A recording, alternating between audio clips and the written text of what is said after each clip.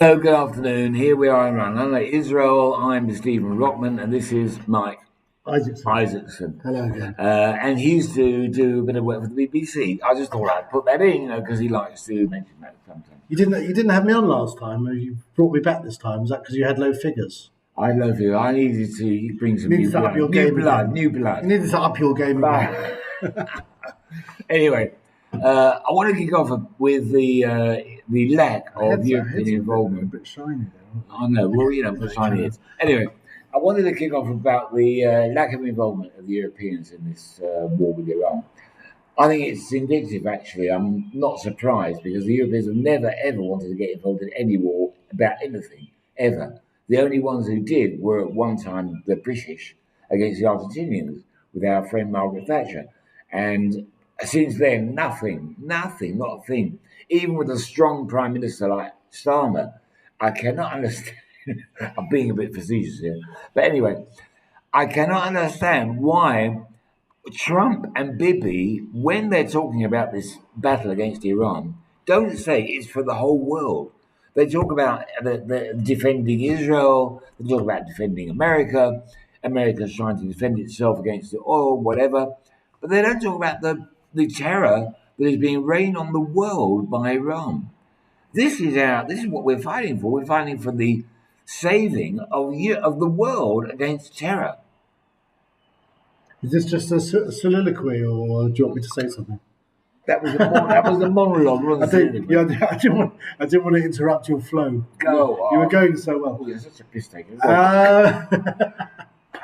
Uh, I don't think that's true. I think Trump has spoken quite a lot about how this is important for the world. I don't know why you think that. No, I think it's been lacking. It's been very lacking. He hasn't really mentioned this. He's doing it for the whole world. He has a few times, but he hasn't stressed it. And this is the important thing. A lot of voters in America, in Europe, and even in America actually, don't understand the importance of this war against Iran. If we kill Iran and get them out of the picture, this will stop all the terror in the world. People don't understand that. It'll be a different world. It'll Yeah, be a peaceful yeah, world. And this has to be sold. This is what they should be pitching right now to the world. yeah. And I think this will make a big change. I agree with you. I mean, the reaction of Europe has been shocking. You might even say disgusting. It's really Yeah, pathetic. it is, yeah. I cannot understand why they are so terrified of attacking Iran. The same thing with the Well, because Gulf. they're pandering. They've all got very large Muslim populations Yeah, now, you're right. No, and you're right. they have to think about their constituents. I mean, You're they quite have to, right. and they're spineless. I agree with you on The that. worst for me are the Spanish. Yeah, it's disgusting. Spanish, yeah, Absolutely yeah. disgusting. I've got one Spanish friend. Yeah, So what does he say? sorry about this, Eduardo. But I mean, there was that speech at the Oscars. I don't know if you saw the speech. Yeah. At the Pre-Palestine. Oscars. What's his name? Javier Bardem. Yeah. I mean, Yeah. what an... Can I use bad language on that? Yeah, go on. What an absolute arsehole. Sorry. That's all right. That's all good. Arsehole, Yeah, it's weak. What an All right. absolute arsehole. Right. Well, where was he when like 32,000 Iranians were getting massacred in the streets? They don't give a shit. But free I don't give a Palestine. shit. Yeah. No, it's really very sad. And the other thing is the Gulf states. Why aren't the Gulf states getting involved? They've been attacked, for God's sake. Okay, forget the British being attacked in Akrotiri, but the Gulf states have had their oil bombed, the gas in Qatar has been bombed. They're not lifting a bloody finger. What is No, the they matter are. I with mean, those they guys? are. They are. What are they doing? Yeah, but I don't think they have the capability. They've got America and Israel fighting the fight for them. I don't think they've even got the capability to You're do joking, to do mate. very much. They've got enormous armors. Saudi Arabia are really well armed. They've got an enormous amount of planes, and they've got they've got a very big army. I don't think that's right at all. He's quite strong on natural gas. Are you concerned about natural gas? Now, I am very concerned with natural gas, and it's always been a pleasure of mine to be involved, in that sphere. Steve supplies his own natural gas. But I think that's the main concern of the world. People are thinking about their pockets more than the safety of Israel. I don't think anyone really cares about that. But I think this whole war, it's not about Israel. No. Obviously we have our own concerns. There's a block.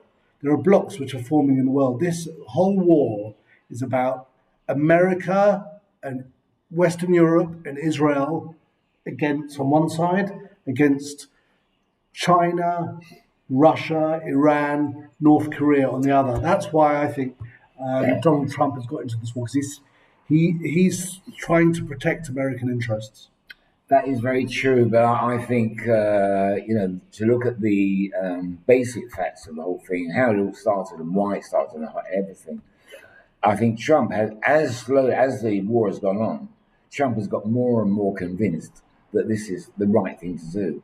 I think originally he wasn't so keen on going into this battle against Iran and bombing them and everything else. He really didn't want to do it, I don't think. His heart wasn't in it.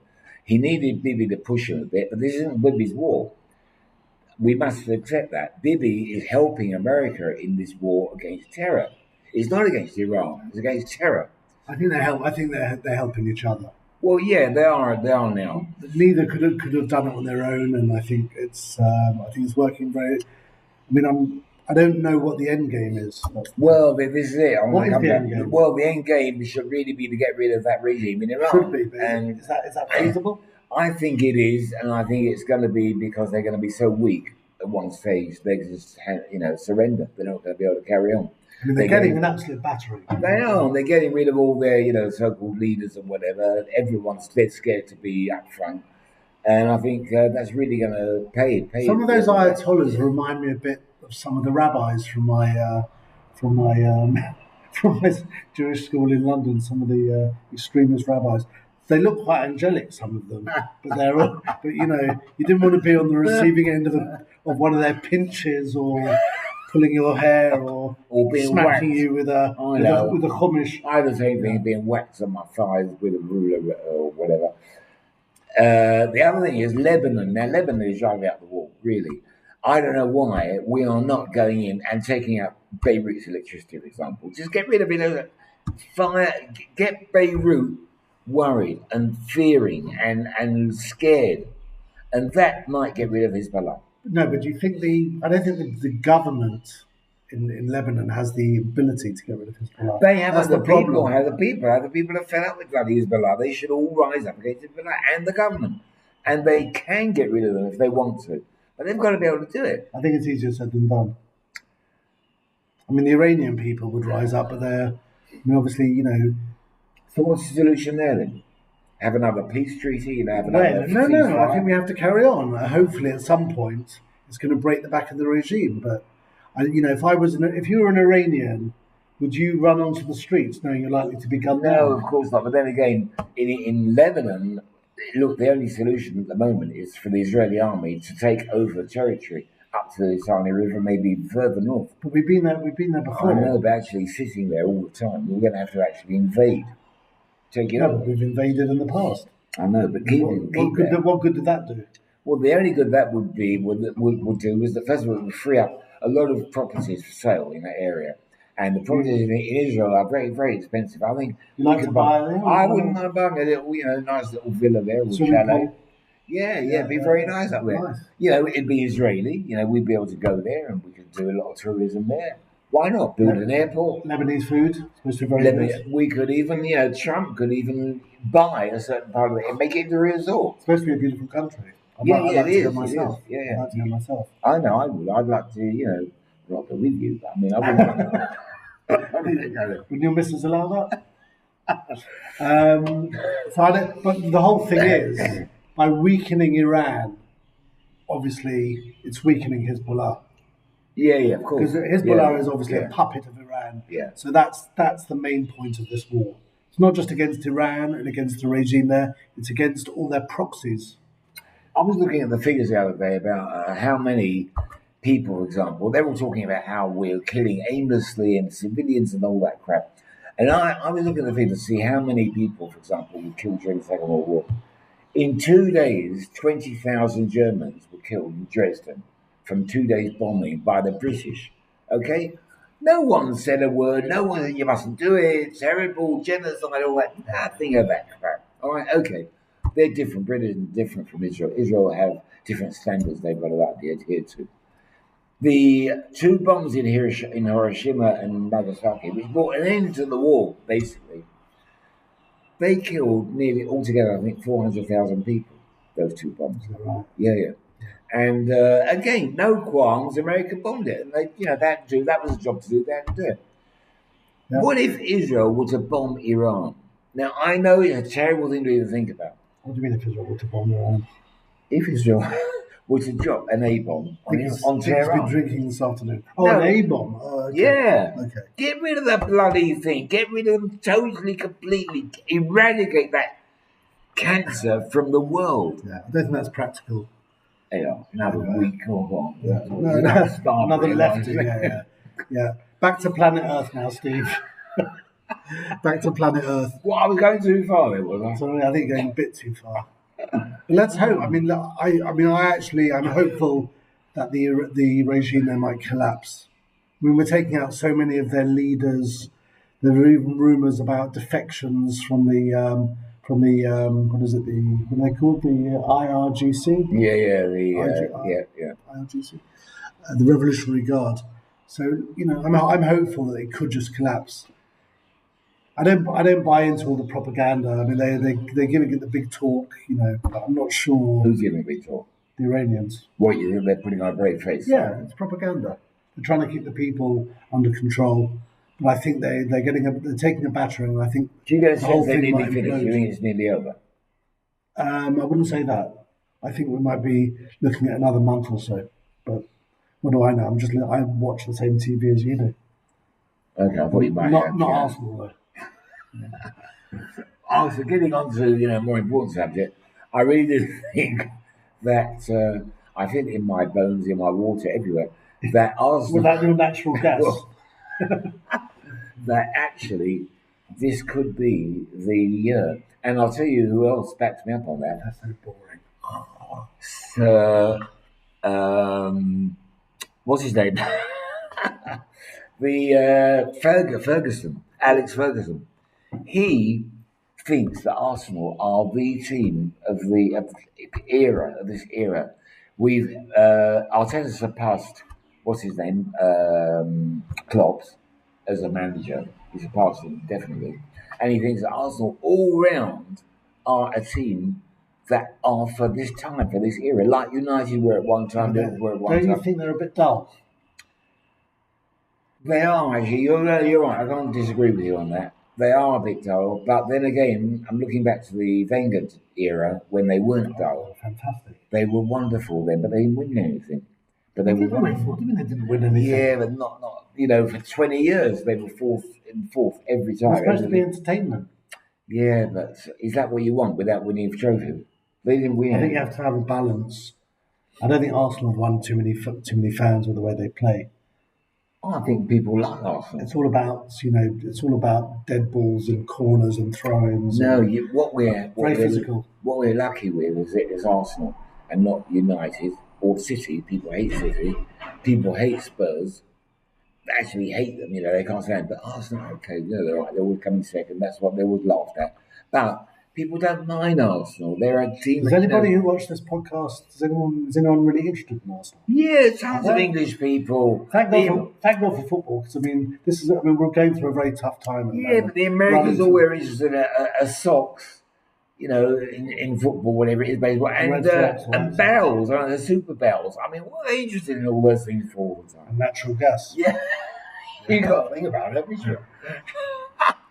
I've got to say, what annoys me, moving away from football, because I don't think people are watching this to know about Arsenal, but what really upsets me more than everything is the anti-Semitism.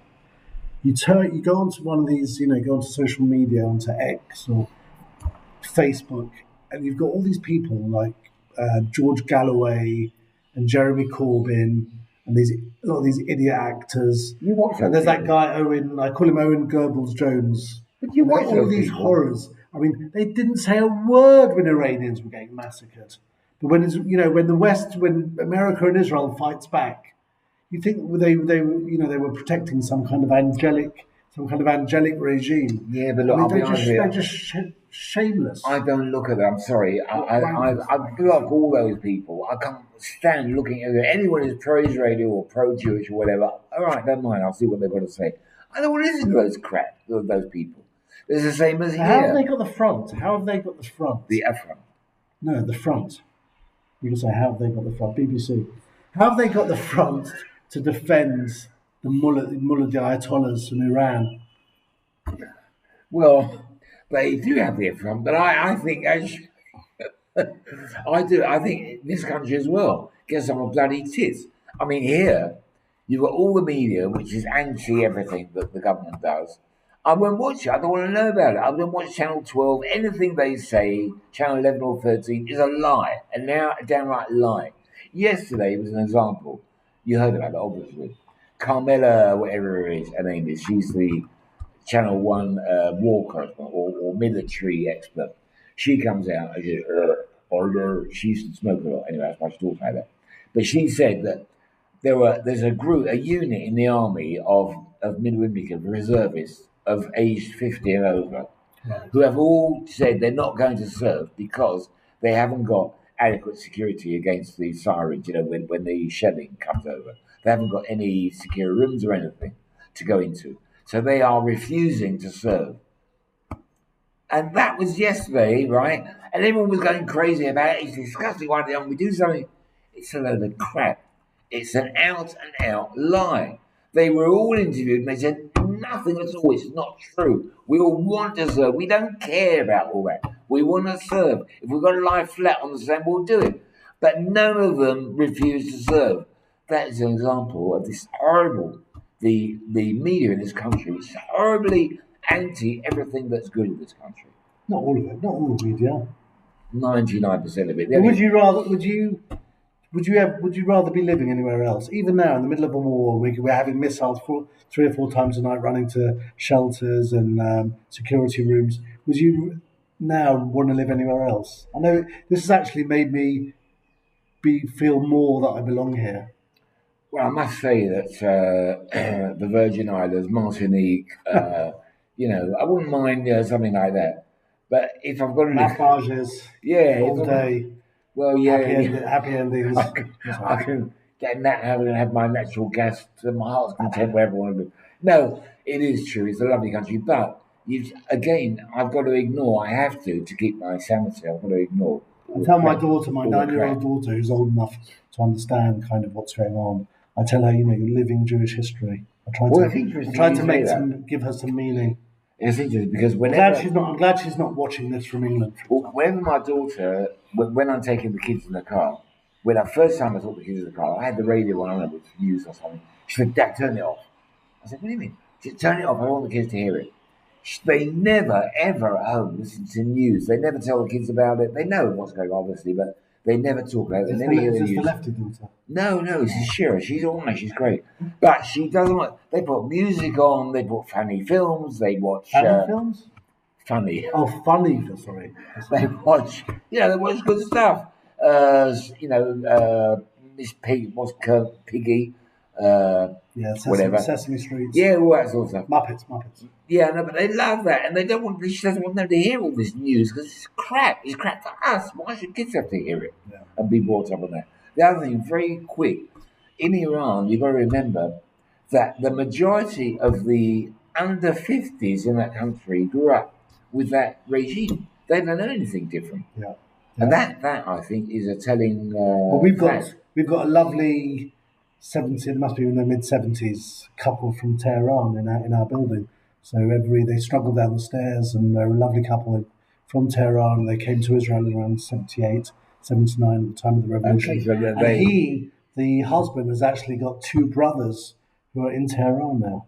So they also he's lost contact with them. Yeah, because of the internet being down. But they're against the regime. They're probably fiercely against the regime. But unfortunately, as I was saying, the majority of the country under 50 are pro-regime. But they still. I don't think that's true. For example, I was at law school with a girl from Tehran I'm still in touch with, and she used to tell me they used to have underground parties with alcohol, and so the youngsters there, they do know there's another life that they can have. Well, if they're touched in that way underground, I can understand that situation. I'm sorry, getting back to natural gas again. Anyway, I don't think there's any more crap we can talk about. Well, I thought I'm sure we could find some more, but we won't. No, but I think we put out some interesting facts here for you today. Things that are worth thinking about. And thank you very much, Mike. It was a pleasure, as always, talking to you and Pleasure. having your insults. Pleasure's all mine, and good Shabbos to all the viewers. Shabbat shalom. Take care and keep safe.